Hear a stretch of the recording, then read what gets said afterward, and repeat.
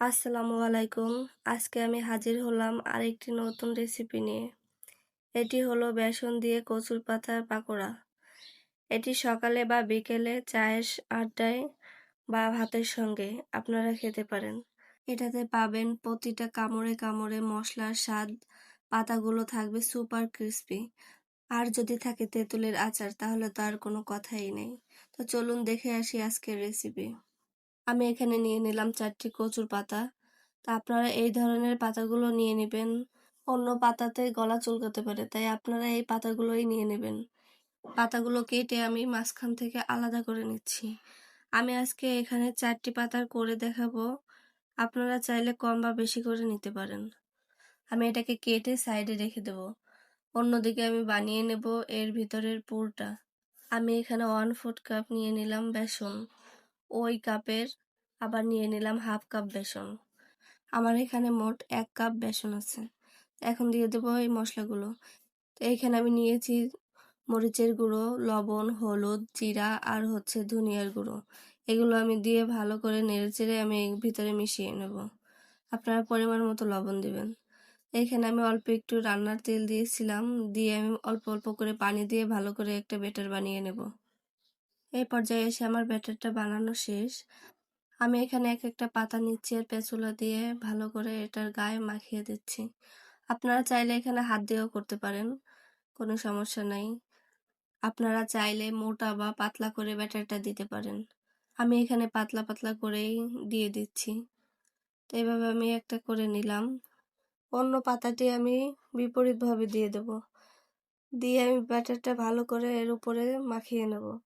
তা আপনারা দেখে বুঝে নেবেন আমি কিভাবে করছি। আমি এভাবে সবগুলো করে নেব। আমার 4টে পাতায় 8 বার করা হয়েছে। তো এই পর্যায়ে এসে আমি এগুলোকে আপনারা চাইলে এর থেকে বেশিও করতে পারেন। তা আমি এখন এটাকে ঘুরিয়ে একটা রোল বানিয়ে নেব। টাইট করে নেবেন, না হলে কিন্তু ভাজার সময় এটা খুলে যাবে।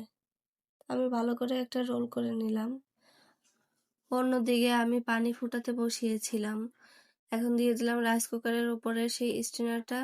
আমি ওটাতে করে এটাকে ভাপিয়ে নেব। আমি ঢাকনা দিয়ে ঢেকে এটাকে আমি বসিয়ে 5 থেকে 10 মিনিটের জন্য বা আপনাদের যতক্ষণ সময় লাগবে এতক্ষণ করে নেবেন।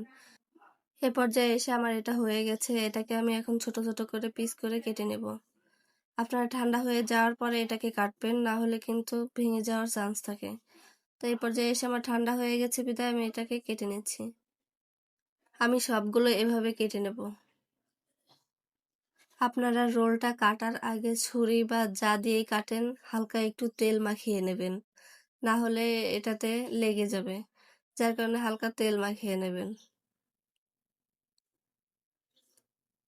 এ পর্যায়ে এসে আমার সবগুলো কাটা শেষ। আমি এগুলোকে হালকা তেলে ভেজে নেব। তো অন্যদিকে দিয়ে দিলাম একটি কড়াইতে দিয়ে দিলাম হালকা তেল। আপনারা চাইলে অল্প তেলেও ভাজতে পারেন, এর থেকে একটু বেশি তেল দিয়েও ভাজতে পারেন। তা আমি আজকে অল্প তেলেই ভেজে নেব। আমি একটা একটা করে দিয়ে দিচ্ছি। এখানে সিদ্ধ হওয়ার তো কিছু না, আমি আগে থেকেই সিদ্ধ করে নিয়েছি বিধায় এগুলো আর সিদ্ধ করার কোনো দরকার নাই।